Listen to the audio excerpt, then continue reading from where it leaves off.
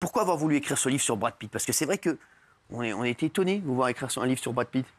Parce que je l'aime. Ah ouais, comme nous. Non, mais voilà, je trouve que c'est un type extraordinaire. Il est au cœur du cinéma hollywoodien et puis il est sur les marges. C'est-à-dire qu'il fait les films qu'il veut faire et qui sont quelquefois beaucoup plus difficiles. Et puis, il a un caractère qui est très intéressant. C'est-à-dire il peut avoir des tas d'identités différentes selon les rôles, parce que c'est un acteur génial. Mais il est aussi très sympathique et secret. En fait, on ne le connaît pas. On ne le connaît pas et d'ailleurs, on ne trouve pas de livre sur lui.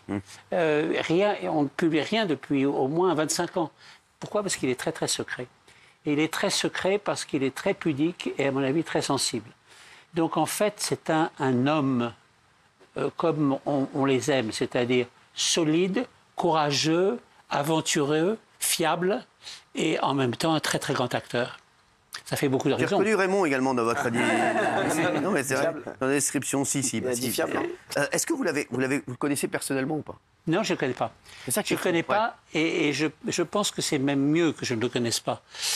En fait, je le connais, puisque j'ai tout vu, ce qu'on peut voir. J'ai vu tous les films, j'ai vu aussi les films publicitaires. C'est très intéressant, les films publicitaires. Parce qu'en 1 minute et demie, il peut dire des choses à laquelle il tient beaucoup à travers un message publicitaire qui, a priori, est loin de lui. Et puis surtout aussi, les films publicitaires, il les a faits, surtout les derniers, avec des réalisateurs qu'il aime, notamment le fameux David Fincher, pour lequel il est allé au César. C'est un homme extraordinairement généreux et secret. Moi, j'aime ça.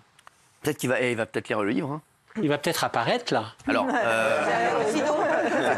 c'est pas impossible. Brad, viens, où es-tu? Pour l'instant, on a eu les coiffeuses de Sergi Pontoise, on peut avoir Brad Pitt après. Les coiffeuses ont du boulot. Non, mais c'est vrai, ça peut arriver à tout moment ici. On ne sait pas qui peut débouler. C'est vrai. Oui, tiens, regardez. Si lui, c'est Brad Pitt. Non, quand on parle de Brad Pitt, on parle surtout de sa beauté avant de parler de ses talents d'acteur. C'est même devenu une expression quand on parle d'un bel homme. On dit c'est Brad Pitt. Est-ce que ça l'agace? Est-ce que ça l'a agacé pendant sa carrière? C'est un problème pour lui. Alors, il a su s'en servir, évidemment, très longtemps. Les premiers films, il est quasiment tout le temps torse nu. Donc, et pour montrer sa plastique incroyable et ce charme incroyable. Thelma et Louise. Mais en même temps, Thelma et Louise, et puis les autres ensuite. Mais en même temps, il a su s'en servir. En même temps, ça l'agace parce que ça le réduit, en fait. Et en vérité, il a raison, parce que c'est un acteur incroyable. Vous savez, il y a un truc qui est intéressant, c'est que c'est un très grand producteur aussi. Il produit des films que personne ne veut produire en dehors de lui à Hollywood.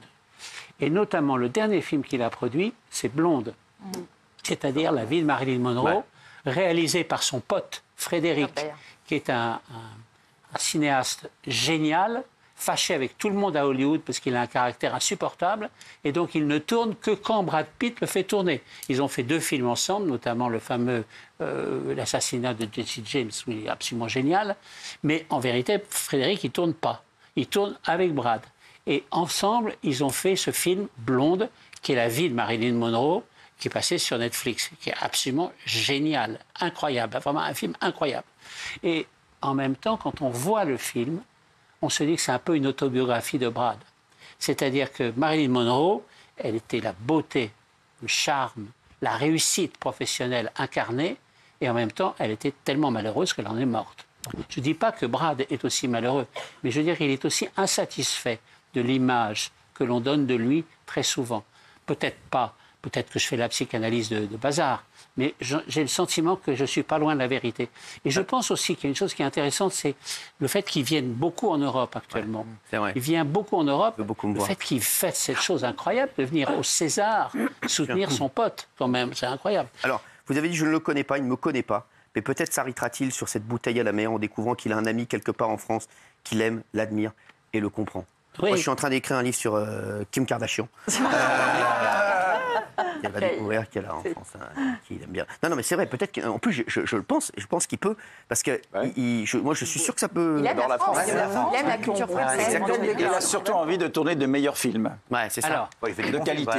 Ça, c'est un peu... Voilà, Oui, alors là, c'est effectivement. une question. Bullet Train, c'est quand même très amusant. Ouais. Babylone, c'est plus compliqué.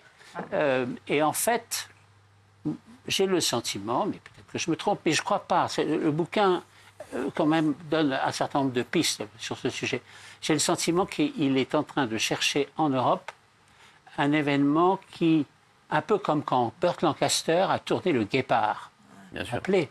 Tout le monde a dit, mais c'est incroyable, pourquoi est-ce que Visconti va chercher Burt Lancaster qui faisait des acrobaties en slip et qui jouait les cow-boys. Et ça ne va jamais marcher. Non seulement ça a marché d'une manière incroyable, Burt Lancaster, sa carrière a repris, tout le monde s'est souvenu de lui dans le rôle du Guépard. Ils ont même fait un autre film ensuite ensemble. Et en vérité, je pense qu'il pourrait trouver en Europe, avec quelqu'un comme Sorrentino par exemple, il pourrait trouver en Europe un metteur en scène qui lui apporterait quelque chose de plus. J'ai un autre exemple, moi, c'était et ça concerne quelqu'un de l'équipe. C'est vrai que vous embêtez avec vous les- appelez les pour silences. jouer la C'est Cougar. Sophie Coste avait une Non, question. on a l'impression, bonsoir, on a l'impression qu'il se cherche avec les femmes. C'est assez bizarre parce que quand il était avec Gwyneth Paltrow, il lui ressemblait beaucoup, il avait adopté un peu son look. Jennifer Aniston, pareil, il était un peu foufou, il avait un peu la même coupe de cheveux qu'elle. Angelina Jolie, on a l'impression qu'il a complètement Moi, je l'ai vu, adopté son mode de vie. Je l'ai vu, il a croisé Daniel à une soirée, il était allé acheter des damars et des chapeaux. Mais oui, on a l'impression qu'il se cherche. Il avait le au même fond. polo vert bleu. Oui, c'est ça. Et le même collier. Il avait le même collier, je l'ai vu, j'ai dit, mais c'est Brad Pitt. Voilà. Non, mais, Regardez ouais. son numéro de téléphone. Bien sûr. Vous le donnerez tout à l'heure. Elle a tous les numéros, malheureusement. Tous les numéros. Personne ne répond. Enfin, si vous m'appelez, je vous répondrai. Ah, bah voilà, tu vois, c'est en train de se décanter. Oui, On a l'impression qu'il se cherche quelque part. Non, je pense qu'il y a une chose qu'il cherche aussi, c'est une famille. Hein.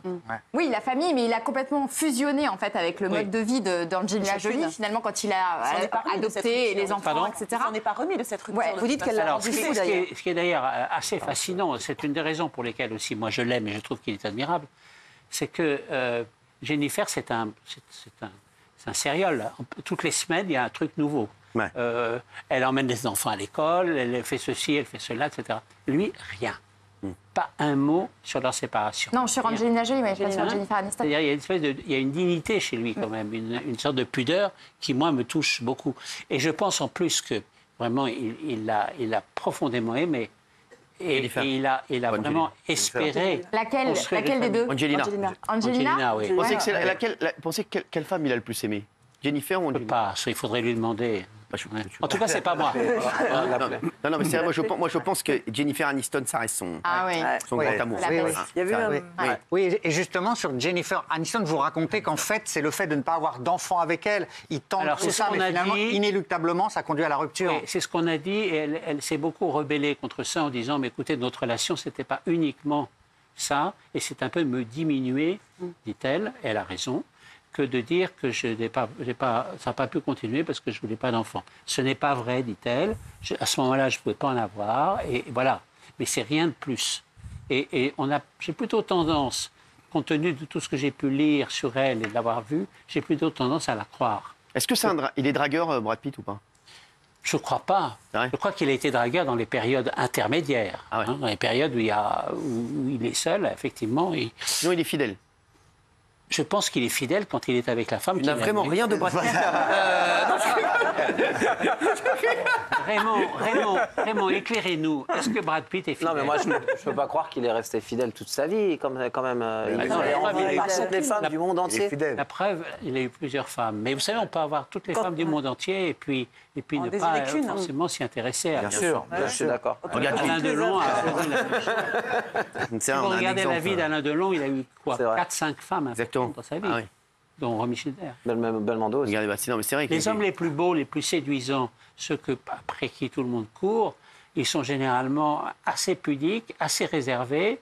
Et ils Parle de n'aiment toi. ils n'aiment pas. Vous, Cyril, C'est tout Cyril, ça. Voilà, oui. C'est un Foutez-vous de ma biopic. gueule. Cyril, il y a une espèce d'auréole autour de lui, là, avec des petits oiseaux qui font c'est ça. piou-piou comme ça. Hein Tiens, Benjamin Castaldi, puisqu'on parlait de fidélité et d'enfants. Merci. On vous sent pas très fan de Angelina Jolie? Franchement. Vous dites qu'elle la C'est rend... un peu le truc de l'américaine quand même qui part avec les gosses, la bagnole et l'argent. Ouais. Ouais, Oui, hein. ça c'est pas qu'américain. Oui, mais enfin,